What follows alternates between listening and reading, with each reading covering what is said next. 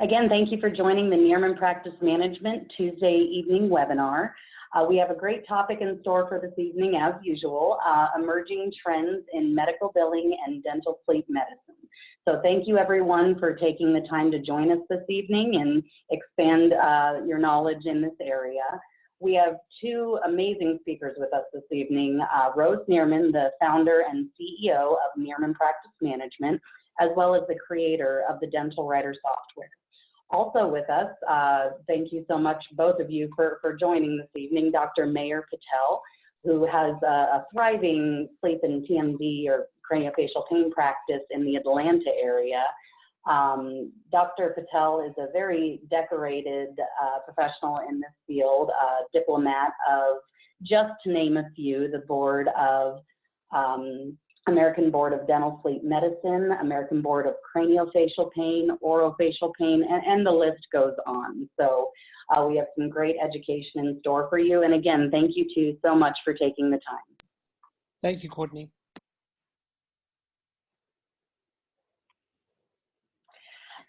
A little bit about Nierman Practice Management before we jump into the content here.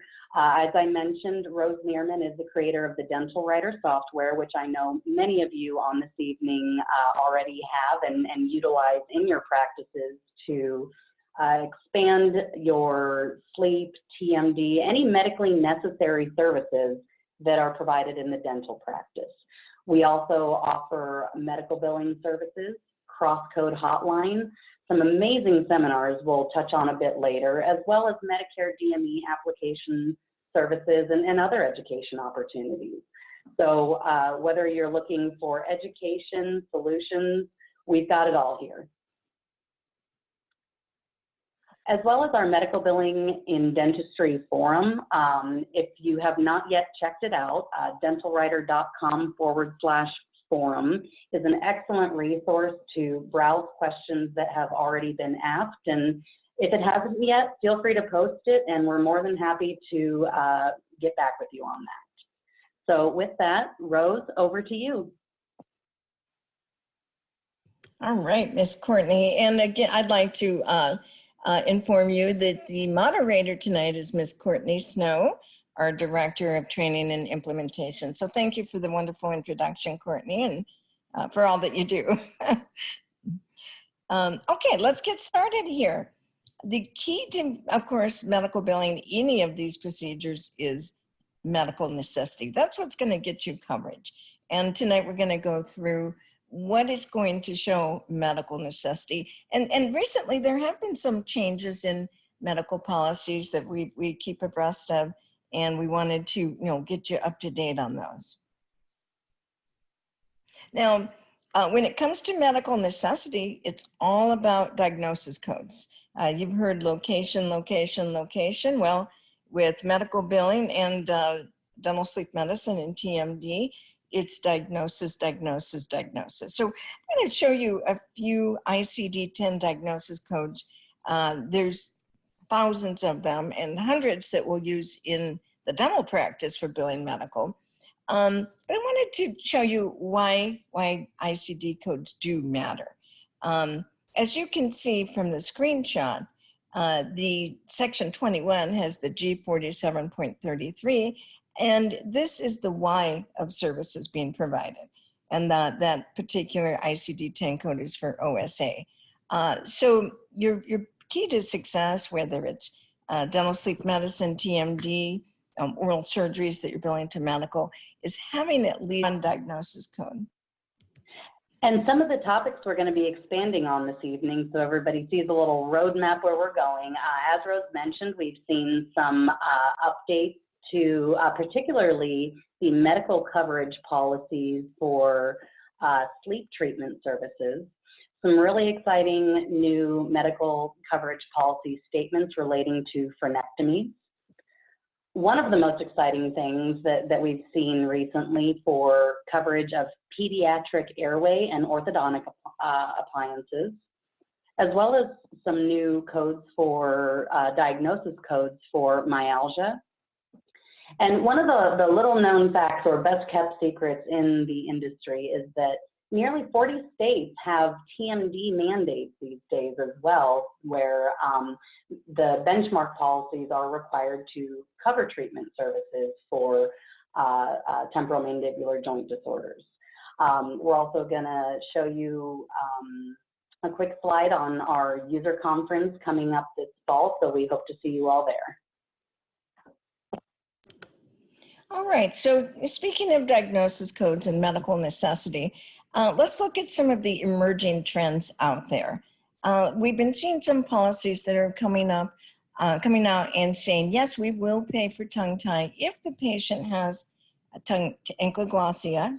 Now, when we see these medical policies for ankyloglossia, we're going to see a screenshot here in a bit where with ankyloglossia, if you have any newborn feeding difficulties or childhood articulation disorders, you will see medical coverage for those frenectomies. So we've heard of a lot of practices coming in and saying, yes, we've been doing these for years and had no idea there was medical coverage. So definitely something to look in there for. So what can you bill to medical? We often see exams paid. So if it's a diagnosis code that's covered, the exam will typically be paid, as well as any imaging that you're doing, whether it's a pan, a cone beam, or tomography. As we had mentioned, about 40 states have mandates that TMJ orthotics, and at least the exam and imaging has to be covered under medical insurance, not dental. And of course, we'll be talking about billing your sleep apnea therapy this evening. Now, we are seeing some of the insurances step up to the plate and reimburse for the bone grafts. If the patient has atrophy, and also the patient may have some difficulty with function, so that you're always going to use your ICD-10 codes to show any difficulty with function. Another type of policies we're seeing lately are coverage for frenectomies. As we had mentioned, there are codes for that, for tongue tie and a labial frenum surgery, as well as other oral surgeries. And anytime there's an accident to teeth or to the jaw joint, that is something that should be billed to medical first, because each state has a mandate in your Affordable Care Act that accidents to teeth have to be covered. The key to getting your accidents paid is to start the case right away, and have the patient seen right away. Some of the policies I've been looking at say, well, we'll pay for accidents to teeth and TMD, but the patient has to have been seen within average, I'll see 48 or 72 hours. So make sure that patient's seen either in your office or urgent care or an emergency room, because that's your documentation there. And last but not least, there are many other things that you can bill to medical, but we've seen some new policies pop up for Botox for the diagnosis of jaw pain, or the way they word it is painful bruxism. And these are the codes that are used. Now, the R68.84 is an ICD-10 for jaw pain. That's not your TMJ joint pain. There are other codes for that. But this jaw pain code is commonly used if you are doing medically necessary Botox for pain, not for cosmetic purposes, of course. Some of the policies, even for a surgical patient, if the patient's having pain, may look at that as a medical necessity.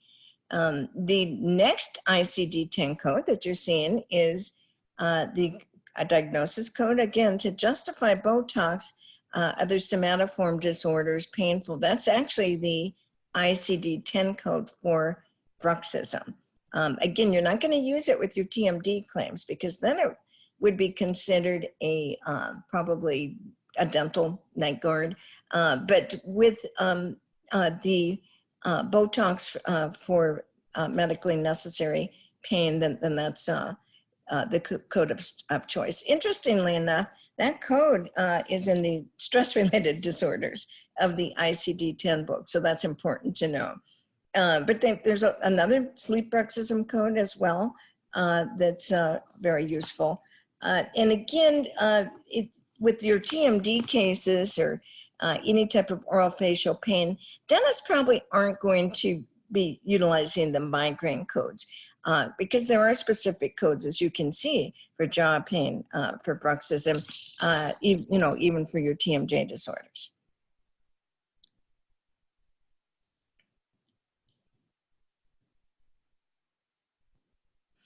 All right, let's go ahead, Courtney, and let's explain what this policy is. This is something that's quite new. As I note that the last review was March of 2019 on this. Yes, this is one of the most, I think, exciting updates we have seen in medical coverage policies over the last several months. And Aetna here has added to their medical policy for treatment services of obstructive sleep apnea in children. If you see that highlighted portion there over on the left-hand side, that Aetna does consider oral appliances or functional orthopedic appliances medically necessary, AKA we will pay, in the treatment of children with craniofacial anomalies with signs and symptoms of OSA.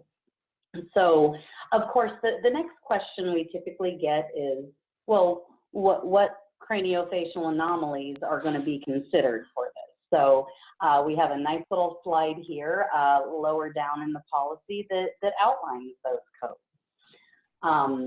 You see there at the top the ICD codes that are covered if selection criteria are met are two different coding sets: major anomalies of jaw size, as well as anomalies of jaw-cranial-based relationships.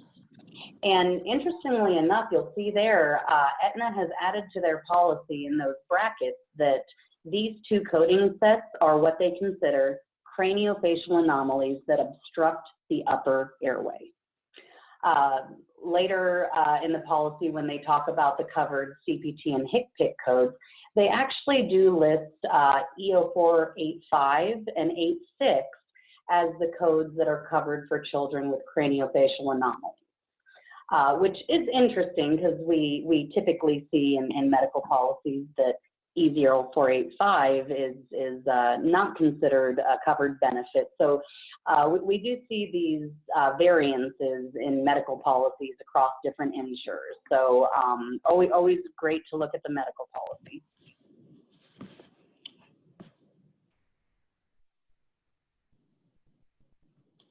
And to break those up just a little bit, you notice there was a range of codes in the anomalies of jaw size and cranial-based relationship. So if you're seeing anything maxillary hyper or hypoplasia, same with mandibular, and those coding, well, excuse me, the second to the last code does have an extra M in it. Please don't write that down. It is M26.19. But any of those anomalies of jaw to cranial base relationship would be considered covered as well.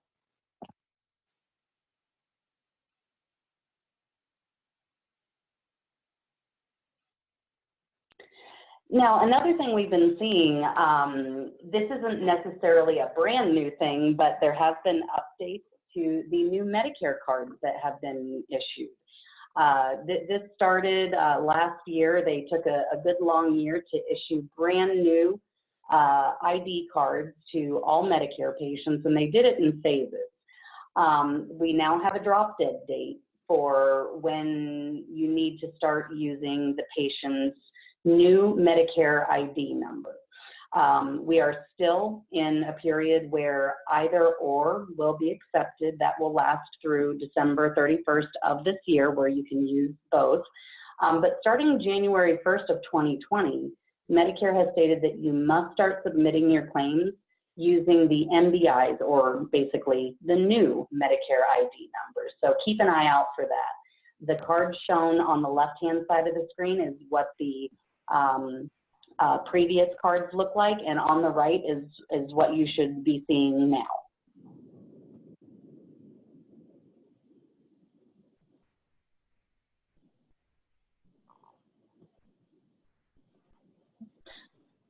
Now, another thing that we hear about a lot is the slightly changing allowed amounts that Medicare pays for E0486, which is the code that you would use for custom-made appliances used to treat obstructive sleep apnea. Now, Medicare pays for custom-made appliances through what's called the DME benefit, or durable medical equipment. And the DME regions, as you can see from the map, there are split up into 4 different regions in the United States, A, B, C, and D. And you can see the approximate allowed amounts do vary from region to region. We always say that purple region up there in the Northeast, jurisdiction A, is the best one to be in for reimbursement of sleep appliances. The allowed amount ranges between about $1,800 and $1,900. If you're there in the blue region in the central north, you're looking at approximately $1,250 to $1,350. Region C is the lowest paying currently, the green region, at approximately $1,050 to $1,100. And then region D, $1,250 to up to $1,600. That's the biggest range. Now, please keep in mind when you make the decision to enroll in Medicare in order to bill for custom-made appliances, that you do have an option to enroll as what's called a participating DME supplier or a non-participating DME supplier. When we say DME supplier, some of you may be thinking, what is that? And that is actually what you need to enroll in for Medicare in order to be reimbursed for these appliances. So just be aware that if you do enroll as a participating supplier, that does mean that you are agreeing to accept those allowed amounts as payment in full, meaning you would write off any amounts above that allowed amount that you may be charging. If you decide to enroll as a non-participating supplier, you do have the ability to balance bill above that as long as you submit your claim as not accepting assignment.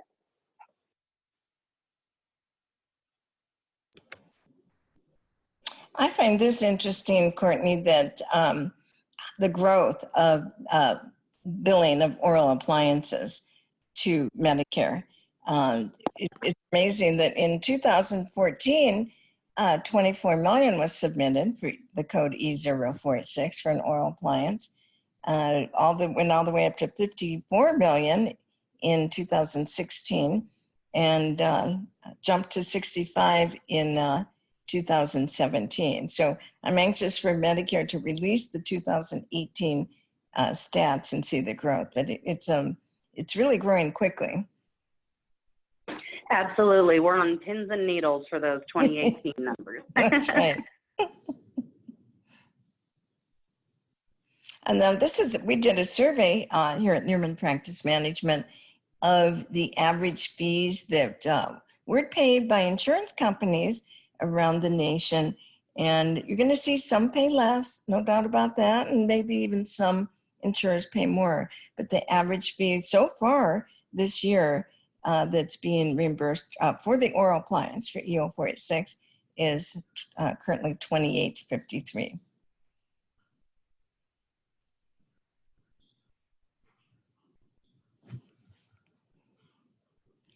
So, many of you are getting started in sleep. Others of you are well-versed in dental sleep medicine.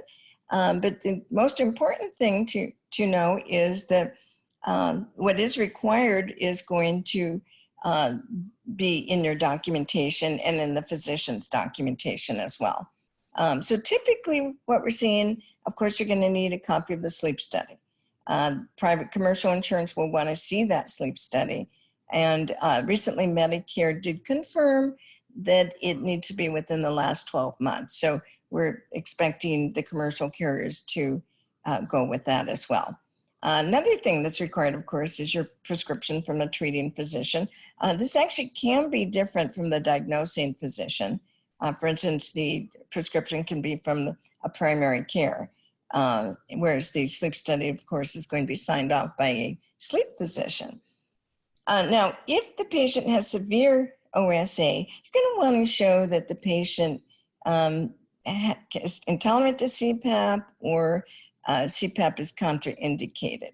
It's important to have the patient sign a CPAP refusal or an intolerance form, which is available in DelRed software, as well as other documentation that you're going to want to submit. Even in the pre-auth phase, they're going to want to see, okay, is this patient a candidate?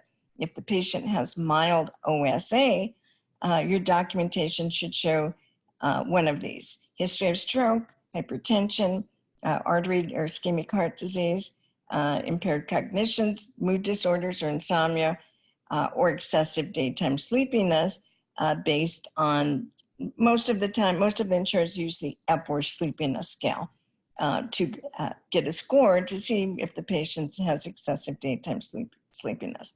And then that some of the insurance companies do indicate that the oxygen DSAT needs to be at a certain percentage, as you can see from this.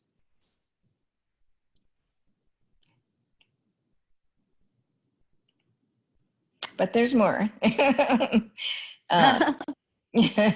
Other things that we are seeing insurance is start to ask for, and some of these are newer. That's why we wanted to get everyone up to date with the trends, is that the appliance is PTAC, which is Medicare's product and pricing organization that selects or clears the appliances that are eligible for reimbursement. Now, we have seen some of the commercial carriers have gone with Medicare's list. Later on in the presentation, we'll show you some of those options. Another thing, just in the last couple of years we've seen, is the policies stating in your SOAP narrative report that you need to indicate if there's absence of active or significant temporomandibular joint disorder and or periodontal disease. So that's something that they're looking at as well. And you want to provide this documentation before they have a chance to deny it, because that information isn't there. And so there are some new options, check marks in DelRed to say that the TMD is within normal limits or that perio is not, active or significant. So within normal limits, very important to put in your narrative reports. Now, in some cases, if the patient has severe OSA, you'll need proof the patient participated in a CPAP compliance program. Courtney, would you guess, how many are you seeing anymore? This should be quite common, where the patient actually had to try the PAP therapy. It's not as common where it's required these days. No, yeah, it's very interesting. We see such variance in the CPAP, whether it's intolerance, refusal, or even going as far as saying that the patient needs to participate in a compliance program if they are intolerant to CPAP. But good news is it's the CPAP compliance program, I have only yet to see that in AIM specialties policy. Okay. Beyond that, we do. So that's AIM, AIM? AIM. Yes, thank you. AIM specialties, which we've seen a lot of Blue Cross Blue Shields using AIM specialty to manage their sleep apnea programs, meaning that's who's going to process your pre-authorization request. Okay. And again, just as important is use the CPAP refusal form. So if the patient says, I just don't, think I can use it, you want documentation, you want an affidavit that the patient refused it. Additionally, anytime you deliver appliance, make sure the patient signs the proof of delivery form that again is available in your DelRed too. Medicare does require it. And we are seeing some of the, most of the commercial carriers go with this. There's also another document called the ABN, Advanced Beneficiary Notice. That's if you think if for any reason you believe that Medicare may not reimburse for the sleep appliance, you want to let the or any covered service with Medicare, you do need to notify the patient, and that's what the ABN is for. More on that later. Another thing that we're seeing a little more frequently is showing that if the patient did have a PAP machine, that it was returned before they'll pay for an oral appliance. And that is a Medicare guideline now. And notes from the face-to-face encounter between the patient and the treating physician prior to the sleep study being performed. That's another Medicare requirement.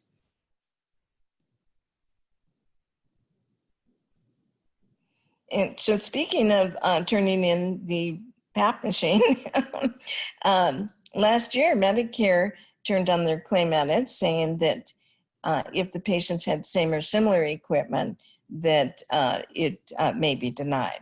And so if you believe the patient has same or similar equipment, has been on PAP at any time, make sure you have them sign the ABN. If they've turned in their supplies and not ordering more supplies and turned in the CPAP, then we're seeing that you can, get through this. But, and also you can do something in advance. You can call Medicare's interactive voice response and type in the code and EO486 on your phone, and they'll verify if the patient has had same or similar equipment. So these are some of the new things that have popped up that really important to implement in your DSM practice.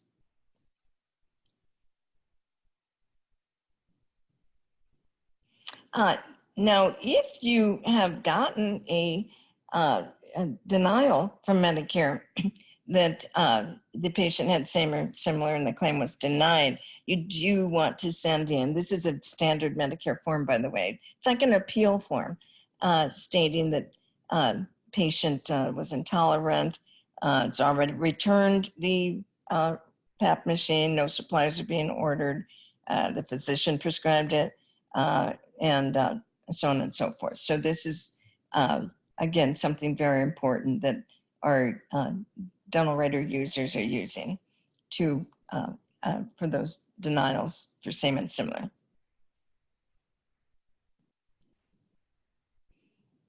Okay. Now to find the list of appliances that are PTAC through the product classification list through Medicare, simply go to DME PTAC, search EO486 under the HCPCS code, and it'll bring up a list.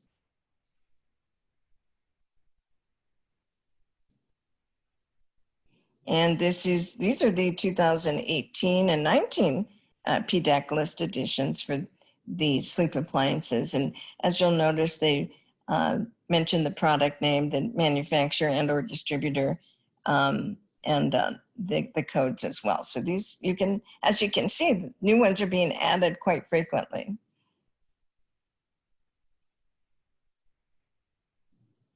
And here's the rest of the list. So there are quite a few manufacturers that do have these appliances as well.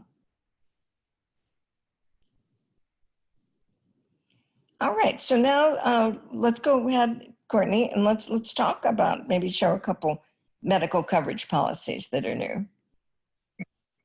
Yeah, now, just a disclaimer for this Emerging Trends webinar, we did really focus on the updates that we have seen. So, of course, the typical coverage guidelines that Rose covered just a few moments ago are what we see as the common criteria for coverage. But we wanted to show a few of the more interesting criteria that we have run across over the last 6 to 12 months to show those emerging trends. So we're seeing here the Aetna medical coverage policy for obstructive sleep apnea in adults. We get a lot of questions on, of course, what type of x-rays can be paid through medical when it comes to diagnosis and treatment of obstructive sleep apnea. So Aetna has gotten very specific here to say that they will cover a single panoramic x-ray of the jaws and a lateral ceph for the evaluation for an oral appliance for OSA. Now, additionally, a second lateral ceph with the bite registration or oral appliance in place is also considered medically necessary. They do state that additional x-rays are typically only considered medically necessary when surgical intervention is being considered. Another one here from United Healthcare, again for obstructive sleep apnea treatment. You can see here this one has also been very recently updated just in April of this year. And as was mentioned earlier, when Medicare makes a rule, commercial policies do tend to follow suit, whether sooner or later, it tends to happen. So we do see bits and pieces of the Medicare coverage policies starting to pop up for commercial carriers. And this is a great example of that. United Healthcare does currently say that the patient does need to have that face-to-face evaluation with a qualified physician trained in sleep medicine prior to beginning treatment for sleep apnea. And they actually do specify MD or DO in this policy, whereas Medicare actually does allow the prescription to come from also a PA or physician assistant, or an NP, a nurse practitioner, or a CNS, a clinical nurse specialist, that is working within their scope of practice. So very important to have those physicians ingrained in your treatment protocol and your referral pathway, because they are going to be looking for that prescription and that evaluation prior to beginning therapy. Now, they also do mention here, as we've been discussing, that if the patient refuses CPAP therapy, documentation of the refusal from the patient's treating physician must be supplied. And that means whether it's a pre-auth or supporting documentation for the claim. So good to have that all gathered when you're ready to start that process.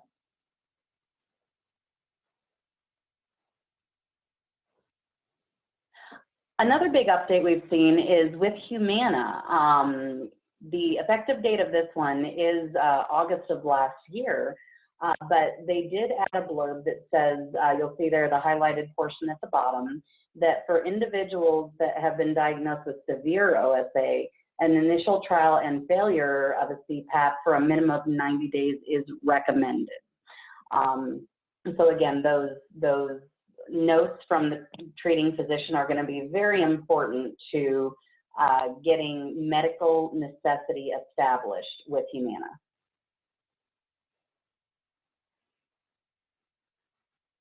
Now, here's a great example of the coverage criteria that Rose mentioned about some insurers requesting to see documentation that the patient has an absence of either significant temporomandibular dysfunction or periodontal disease. You'll see the language vary just a bit from insurer to insurer. Some will say loose teeth and periodontal disease. Some will say active TMJ disorder, but again, making sure that the patient is completing a thorough medical and sleep history, as well as the doctor and or clinical assistant doing a thorough examination and documenting their findings is going to be key to successful reimbursement with Blue Shield of California. And this policy, as we see, was just updated February of this year. Yes, and we're seeing this with most of the blues in every state as well. Yeah, it spread like wildfire with the blues. That's right. Now, a really exciting development. Now, this is the only one we've seen it for thus far, but I'm hoping this one spreads like wildfire as well. Excelis Blue Cross Blue Shield does have a wonderful little blurb in their policy for treatment of obstructive sleep apnea that oral appliances for the treatment of clinically documented upper airway resistance syndrome, or UARS, are actually considered medically appropriate when attempts at behavioral modification have failed. The reason this is so exciting is many medical coverage policies that you will read actually just flat out state that both UARS as well as snoring would not be considered medically necessary because it's not considered a disease. So we are starting to see some positive coverage for UARS. And that's a great point, Courtney. I noticed on this one, it says when attempts at behavioral modifications have failed. And that's another great thing about when you do go through and add your data for the DelRed exam, there's some opportunities in there to say what other therapies the patient's tried. Now, obviously, we're going to have any CPAP therapy, but some of the other check marks that the insurance wants to see is that possibly they tried positional therapy prior to oral appliance therapies, and as far as sleeping on their side, or some other type of conservative therapy as well.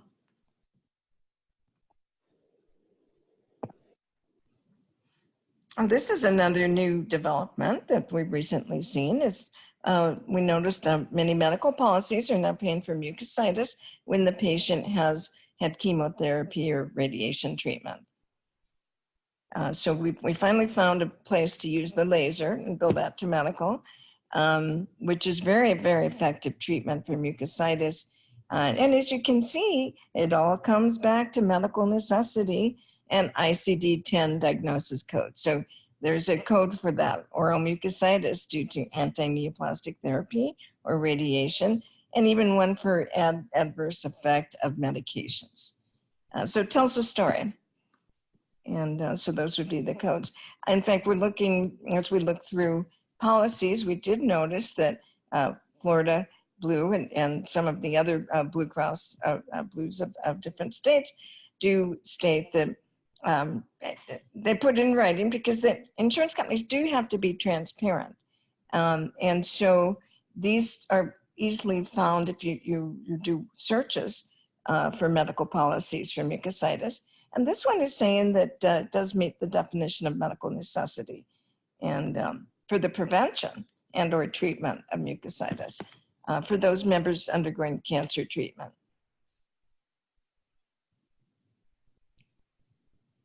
Another recent development are the frenectomies.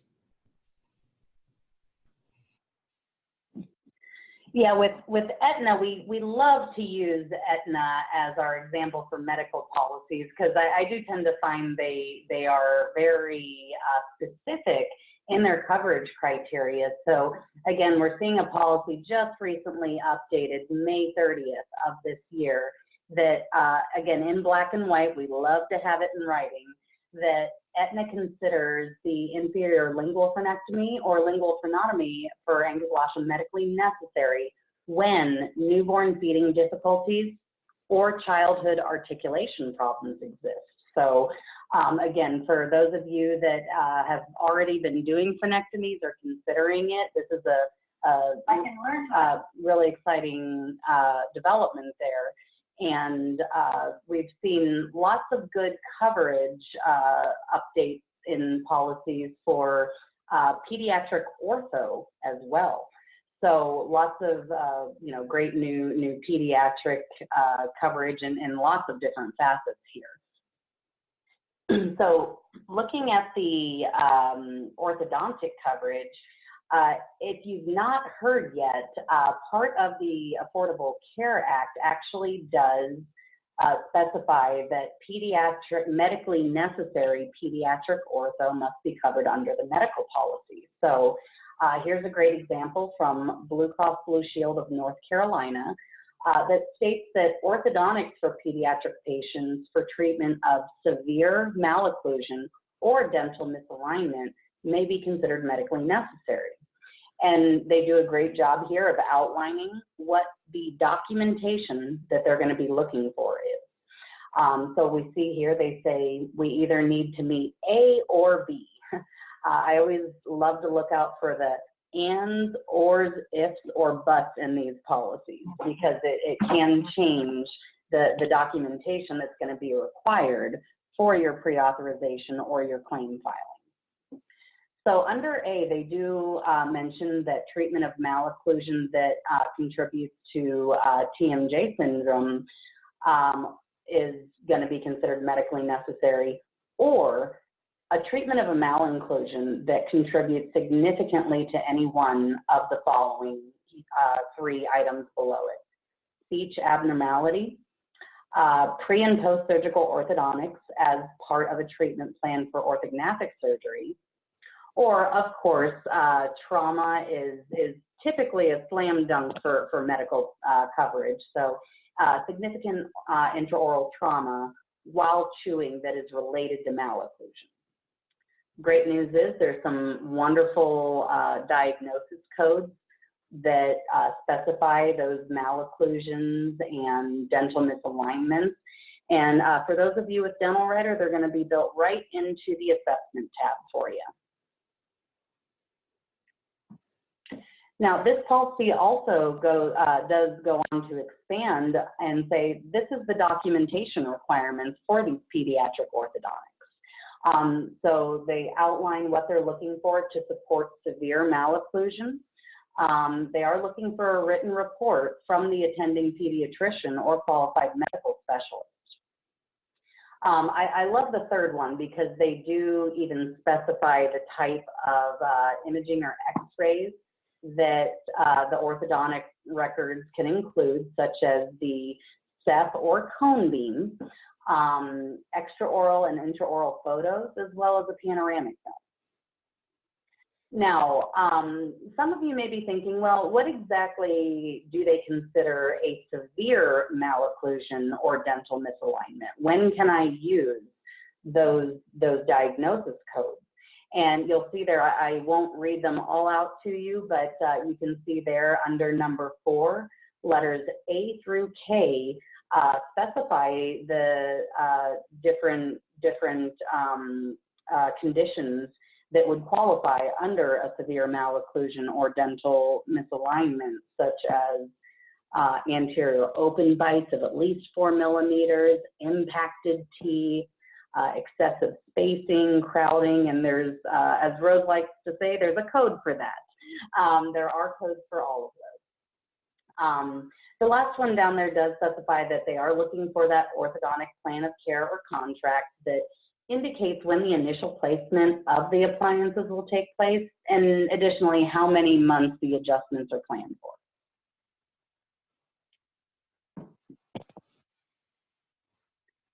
Now, many of you may have already run into this.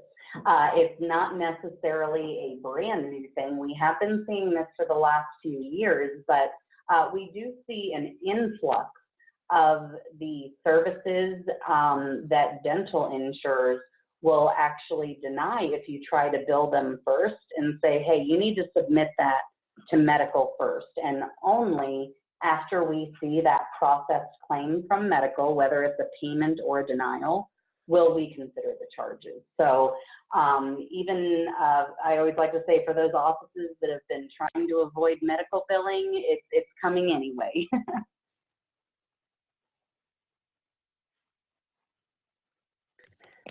Now, for those of you that treat pain conditions in your practice, there's a very exciting development with the diagnosis codes for myalgia. Previously, you'll see there in the upper right, there was one diagnosis code there for myalgia, M79.1, that has been retired, but has been replaced with more specific diagnosis codes. We always love to see that because that shows recognition of the services and the treatment that our industry provides. So you'll see there that the 2 highlighted in yellow are very likely the most common ones we're going to see. Myalgia of the mastication muscle, as well as myalgia of auxiliary muscles, head and neck. We always like to stay away from those unspecified diagnosis codes because you should be able to specify unless the evaluation didn't quite go as planned. So you always want to specify the site when possible.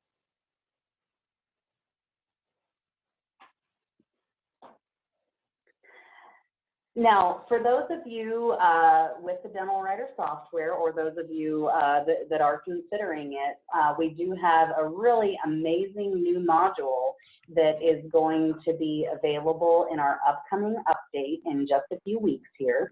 You know, we love to listen to our clients and what the needs of their practices are. And so we have added a pediatric questionnaire and exam form to accommodate all these fun new coverage items that we've been seeing, such as frenectomy, pediatric orthodontics, and those airway appliances, and even myofunctional therapy, although we're not seeing a lot of coverage policies for those. I feel like we're on the brink.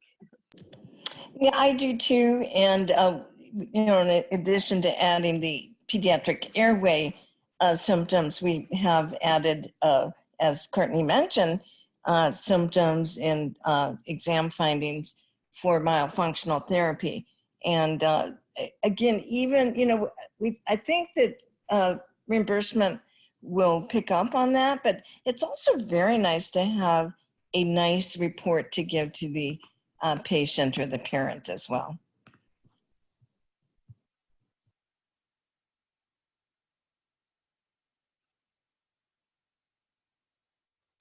Now, we did see that beautiful coverage policy from Aetna for orthopedic and functional appliances for children suffering from obstructive sleep apnea. So part of the new module that you will all be seeing very soon does include the pediatric sleep questionnaire that you see here. So, and again, Rose, that was such a great point. Even if we're not seeing coverage from every insurance company today, number one, being able to communicate with your referral sources that you are the go-to practice for this type of care is huge for your marketing.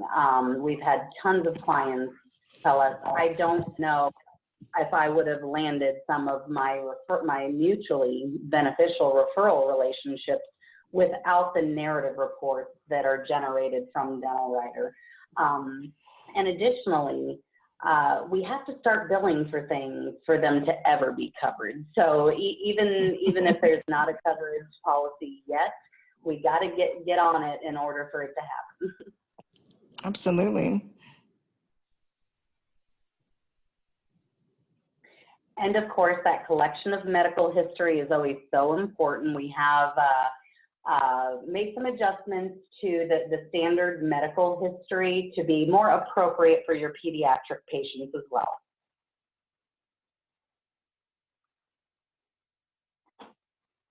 And of course, that exam, as mentioned, this exam form will accommodate not only your pediatric trauma cases and sleep cases, but your frenectomies and your myofunctional therapy. And as always, your DelRed questionnaire and exams are customizable. So if you want to make some tweaks, additions, take some things out, it is customizable to your liking.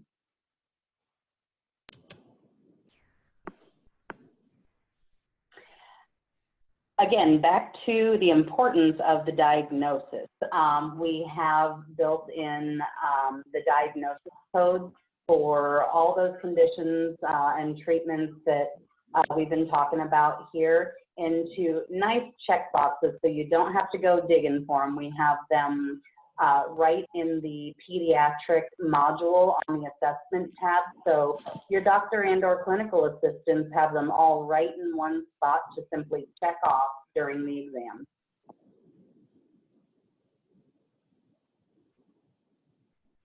And what's a SOAP note without a plan, right?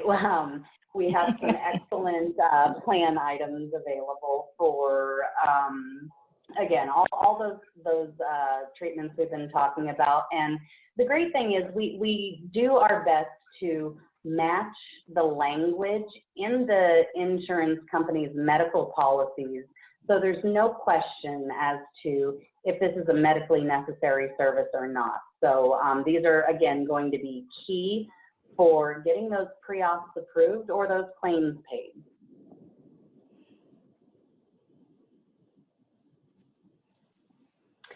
Now, we've talked a lot about the dental writer software.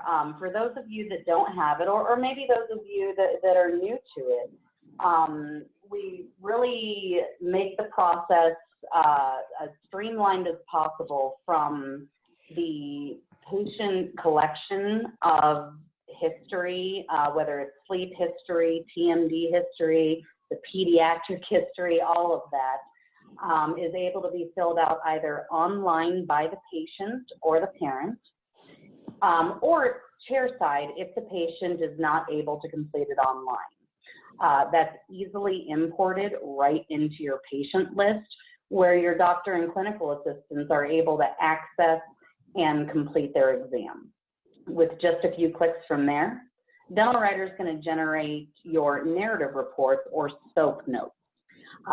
And the beautiful thing is you can generate it to several different contacts at once. I always say you can do 17 if you want. You can do as many as you want, but it makes it quick and easy to communicate with multiple referral sources, patients, and insurance companies all at once, as well as, of course, the getting paid part. Dental Writer will populate the medical claim form and make sure that all of the pertinent information is in the field that it belongs on the medical claim.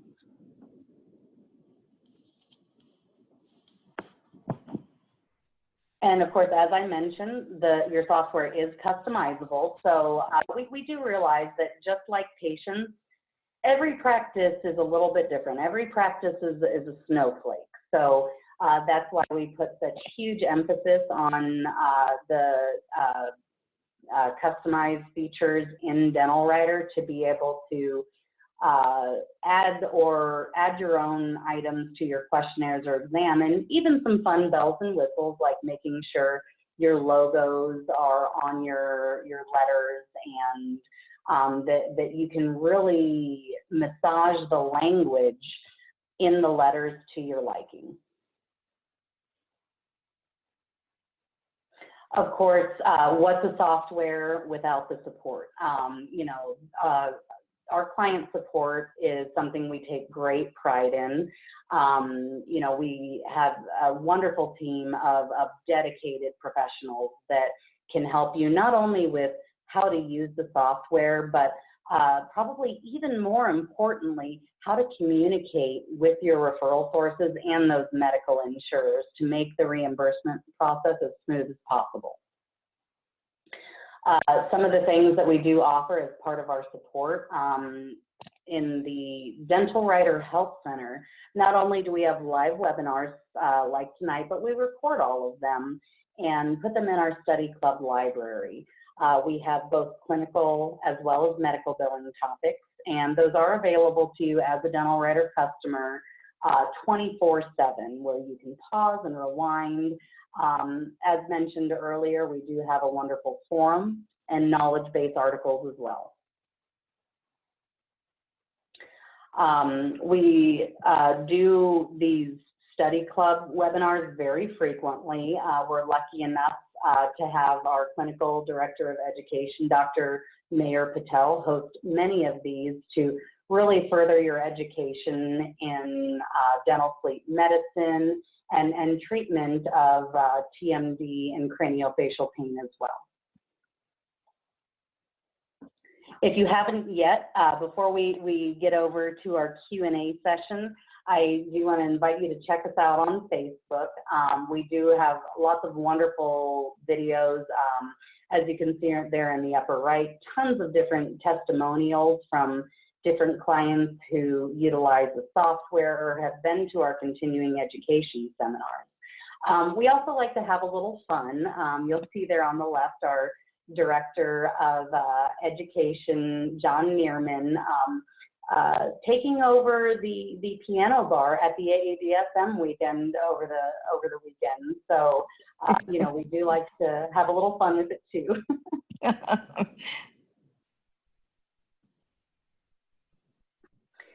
Now, I want to invite everybody on the line here to join us in Fort Lauderdale, Florida. I think that sounds amazing to everybody, so please join us. October 25th and 26th, we're going to be hosting our annual DelRed user conference. We've got a excellent panel of speakers, and this is one of my favorite seminars that we do because we get very hands-on, not only with the software, but Dr. Patel really dives into the clinical aspect of treating sleep medicine and pain. You can see there in the lower right-hand corner, the attendees really like to get in there and take the impressions and you know, work with each other. So when you get back to the practice, you're comfortable diving into this with your patient.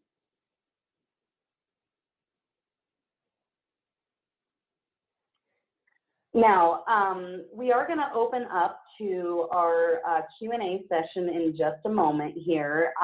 Keep in mind, of course, I'm sure there will be plenty of medical billing questions that are going to be coming through, but we do have Dr. Mayoor Patel with us this evening with his impressive list of credentials there. And so if you do have any clinical questions relating to sleep or TMD, please feel free to submit these questions now, if you have not already, to the Q&A box or the chat box located in your meeting controls.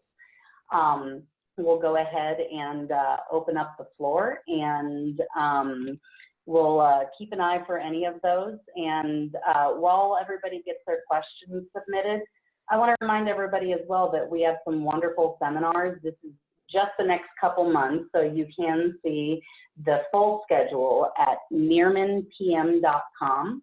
If you have any questions relating to the seminars, the webinar this evening, or any of the products that Nierman Practice Management offers, such as the dental writer software, the medical billing service, or the DME application service, we're more than happy to chat with you. So with that, we'll get right into the Q&A.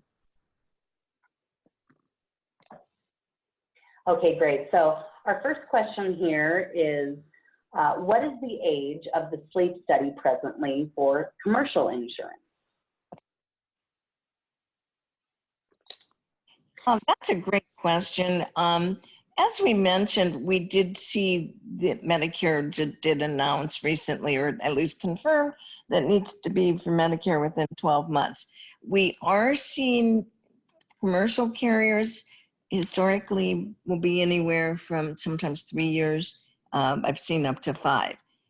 We don't know if the commercial carriers are going to go with Medicare's standard of 12 months. So it's something that I would start asking when you do your insurance verification check.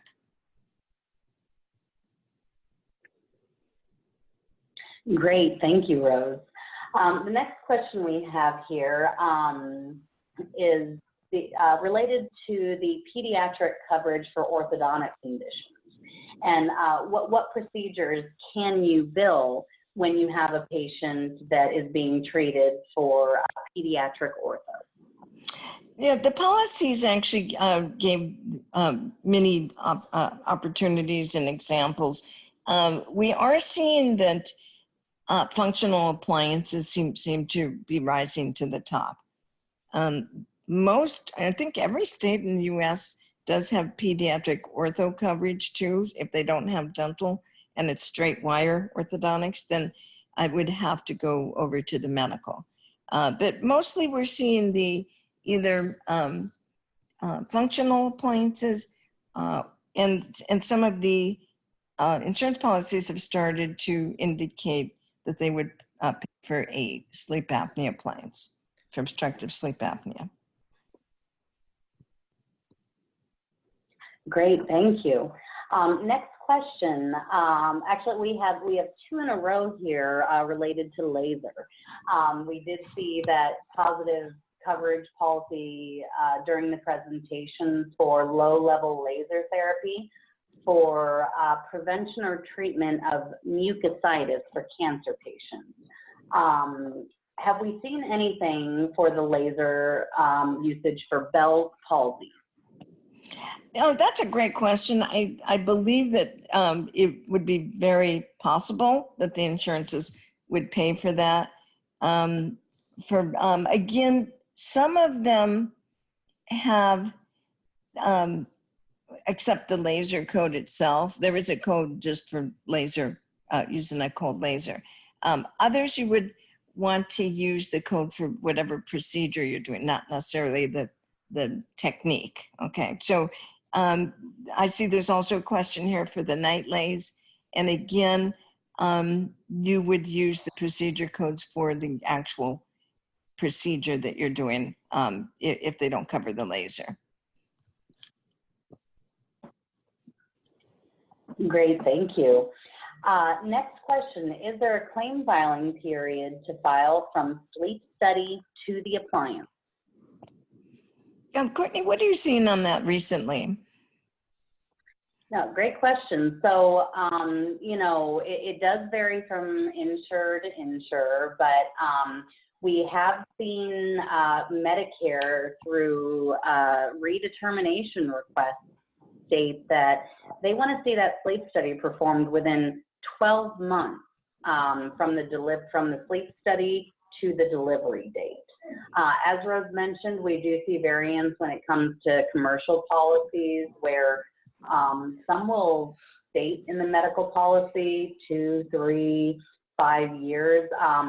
Some is actually not mentioned at all. So, of course, whenever in doubt, go with Medicare criteria, which is going to be 12 months. Good point.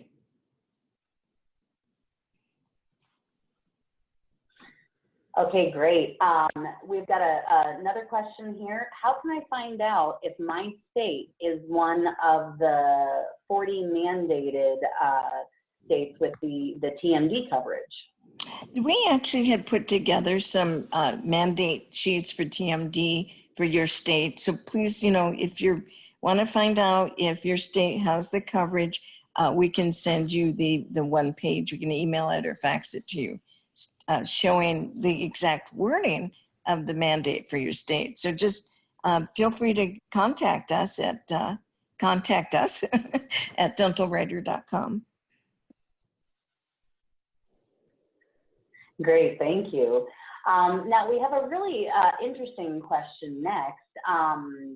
So for this attendee state, Blue Shield has stated to one of the medical groups that they want us to use E0486 for patients diagnosed with TMD, which just a quick side note, E0486, the description on that code is for a custom-made oral appliance that is adjustable or non-adjustable to prevent airway collapsibility. And this particular insurer would not listen at all when they were told that that's the code for sleep apnea. Any suggestions on how to move forward? Well, that code does state oral appliance to reduce upper airway collapsibility. I actually would not think that would be appropriate. And, you know, sometimes it might just be one representative that I would probably want to recheck that. What I might consider doing is asking if they would accept the unspecified code for your TMD appliance for unspecified cranial mandibular procedure. I think the wording is craniomandibular maxillofacial procedure. That code is 21299.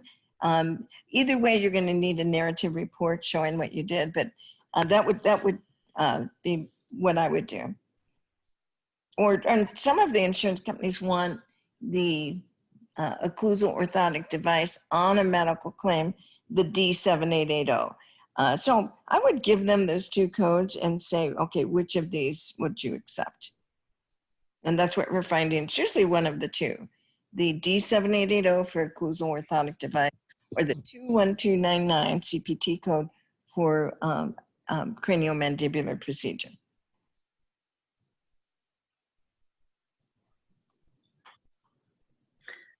Great, thank you, Rose.